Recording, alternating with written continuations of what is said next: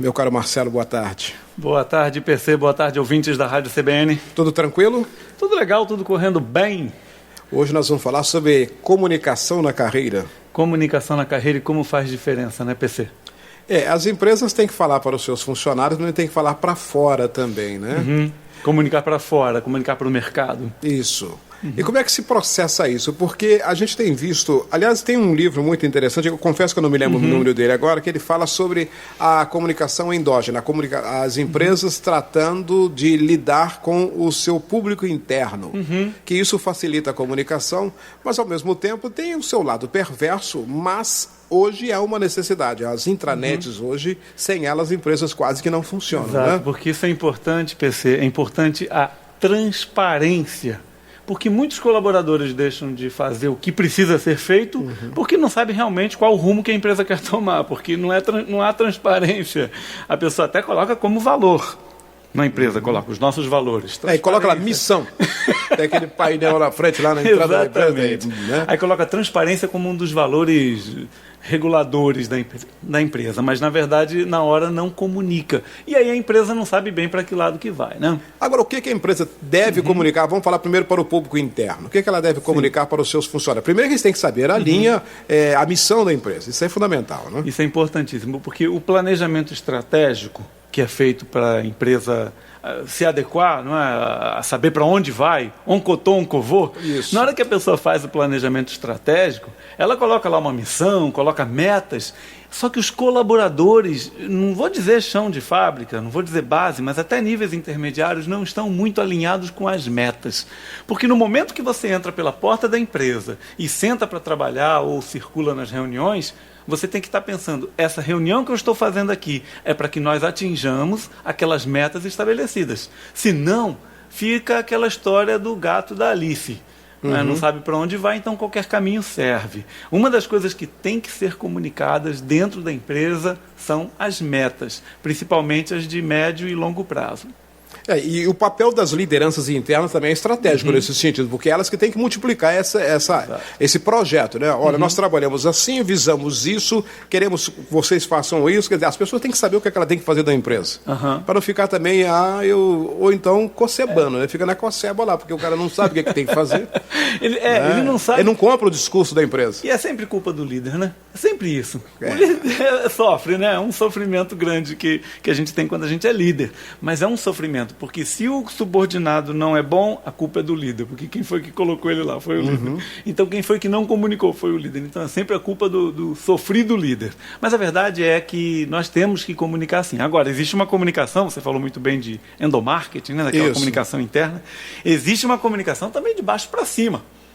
Também o colaborador que fica com medo de dar feedback para cima no sentido hierárquico. Mas aí depende muito da liderança, porque tem lideranças que são infensas esse tipo de coisa, né? O cara quer até colaborar, mas a liderança... Exato. Né? Isso na comunicação assertiva, nós trabalhamos muito isso. Sabe por que as pessoas não comunicam, não vai para cima e para baixo a comunicação? Baixa autoestima, acredita? A pessoa tem autoestima baixa, imagina se ele vai ter peito de virar para o líder e falar... Olha, eu tenho um probleminha aqui no meu departamento, eu não sei fazer essa tarefa, ou eu acho que é melhor passar. Não vai ter. A pessoa nunca vai ter confiança, porque ela vai achar que vai ser discriminada depois, não vai ser promovida. E esse é um problema que nós enfrentamos quando a autoestima está baixa. A assertividade exige autoestima. E como é que se trabalha com esse personagem? Autoestima? A gente trabalha da seguinte forma. Primeiro, você não pode jamais recriminar um colaborador na frente dos outros. Com certeza. Isso é um ponto. Outro, você tem que aceitar. Tanto o colaborador tem que aceitar do líder todo o feedback.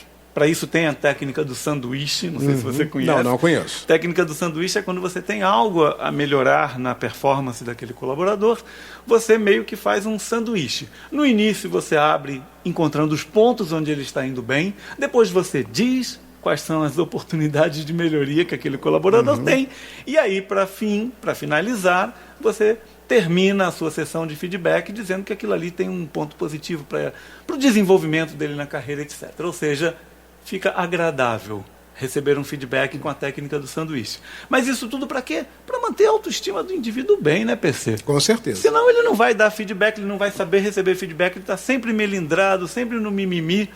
E aí a gente tem que ter essa consciência. Se eu rebaixo a autoestima da pessoa, ela não então, mas nós tangenciamos aí a questão do baixo para cima. Você falou a questão da autoestima, mas agora vamos falar do cima para baixo. Quem está de cima também, a liderança, ele também tem que aprender a ouvir as demandas de baixo, não? Exato. E há uma dificuldade de algumas lideranças em achar, não, eu estou aqui porque eu sei mais do que você. E, na verdade, nem sempre é assim, né? E é uma habilidade que dá para ser treinada e desenvolvida. É a habilidade de escutar. Eu trabalho com oratória e que muita gente tem que aprender a escutatória, que é a habilidade de escutar. Não de falar apenas, mas de escutar. Será que nós somos ávidos por escutar ou somos ávidos por falar? Na hora que um colaborador, de baixo para cima, vem nos dar um feedback, aí você chega e diz, não me traz problema, não me traz solução. Aí não adianta. Aí a pessoa vai parar de te dar feedback. Com certeza. Você tem que ouvir. Tem uma reclamação, uma queixa, ouça com muita calma, porque é importante isso. Não, e às vezes ele tem uma sugestão que pode ser a solução. Exato. Não é? E aí a gente se fecha, cruza os braços e diz, não, eu já sei tudo, eu já sei a resposta. Eu conheço uma história que é história real. O Luiz Henrique, senador Luiz Henrique, morreu recentemente aí, Sim. do PMDB do Santa Catarina. Ele era prefeito de Joinville. E na ocasião foi entre 1983 e 88. Ele criou lá o sistema de mutirão, uma experiência depois que ele dividiu com o colega dele, Tarcísio Delgado, aqui de Juiz de Fora, quando também adotou o mutirão. Os dois foram deputados juntos lá em Brasília e eles trocaram essa experiência. Mas o Luiz Henrique lá, ele estava contando que uma certa vez ele foi a um bairro, junto com toda a equipe de engenheiros, para analisar um projeto de captação de água para a região. E aí os técnicos olharam, fizeram ilações a respeito da água, deve descer aqui, aquele negócio todo, nós temos que fazer tanto isso. E aí, quando ele estava indo embora, um senhorzinho que estava sentado lá no canto falou assim, ô prefeito, o senhor posso ouvir um show um pouquinho? Ele falou, claro que posso. Eu achei muito interessante a exposição do seu técnico, mas a água desce do outro lado. Falta total de percepção. E aí, Marcelo, tá vendo? Né? É o afoito pela solução. Não, eu tenho a solução aqui, vocês têm que me ouvir. Eu sou o guru. Exatamente. Eu já estou nessa empresa há 20 anos. Né? Exatamente. É bem isso mesmo. Agora vamos falar da empresa para fora. A empresa se vendendo para fora. Para o mercado. Para o mercado. Qual que é a principal estratégia de fazer isso? Também na transparência? No mercado tão competitivo? Transparência é importante, valores também são muito importantes, porque muita empresa por aí prega a ética, prega a sustentabilidade, e quando você vê tem um monte de lixo que a pessoa despeja na natureza, então acaba que os valores ficam conflitantes com o que ela pratica. O nosso ministro da Transparência não foi transparente.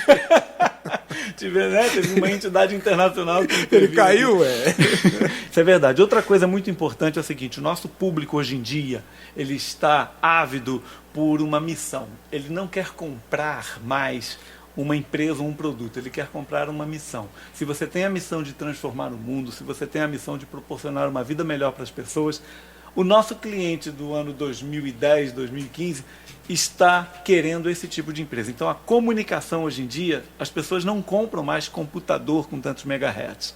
Elas compram uma marca que traduz um sentimento. Se você conseguir comunicar esse sentimento para o seu público, você vende muito mais fácil. Também essa comunicação externa é muito importante. O Carlos Lira, que é um dos principais homens do mercado de marketing do Brasil, recentemente em São Paulo, eu assisti uma palestra dele, ele disse exatamente isso. Marca hoje que é estratégico, né?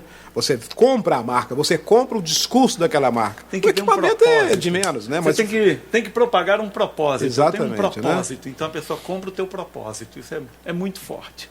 Mas não é fácil fazer, né, Marcelo? Não, tem que ter muito malabarismo, viu? Pois é. Vamos conversar sobre isso na semana que vem? Acho que nós podemos continuar essa conversa, porque o mundo precisa se discutir um pouco mais. A comunicação. E a questão da empresa, do mercado, acho que é fundamental nisso. Vai ser ótimo. Marcelo Pepe, muito obrigado pela sua participação. Um abraço e até a próxima semana. Estaremos te esperando aqui. Negócios e Carreira. As novidades e comentários sobre comunicação, empreendedorismo e marketing pessoal com o jornalista Marcelo Pepe.